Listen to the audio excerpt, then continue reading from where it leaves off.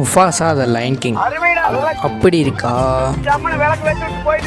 இல்லை இப்படி இருக்கா அப்படிங்கிறத பற்றி பார்க்க போகிறோம். ஸோ இந்த படத்தை நான் ரீசெண்டாக தான் பார்த்தேன். அதுவும் வந்து ஓவரால் என்னோடய பாயிண்ட் ஆஃப் வியூவில் பார்க்கும்போது எல்லாமே சூப்பராக தான் இருந்துச்சு. ஆனால் ஒரு இடத்துல தான் வந்து பிசுறு தட்டுச்சு. அதுதான் வந்து இந்த டாக்கா ஸ்காரா மாறின ஒரு இடம்.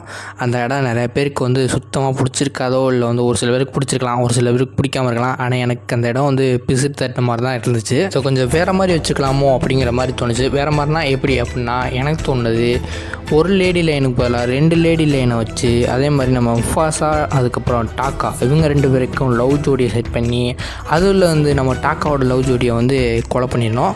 அதுக்கு காரணம் முஃபாசா தான் நினச்சிட்டு டாக்கா அந்த மாதிரி தப்பு பண்ணி இது பண்ண மாதிரி எதாவது பண்ணியிருந்தா கூட கொஞ்சம் எனக்கு இதுவாக இருக்கும் அப்படிங்கிற மாதிரி தோணுச்சு. ஸோ கைஸ், படம் வந்து பல மாதம் ஆனாலும் என்ன இப்போ தான் வந்து அந்த படத்தை பார்த்தேன். அதனால தான் வந்து அதை பற்றி சும்மா பேசலாமே அப்படின்னு தான் வந்தேன்.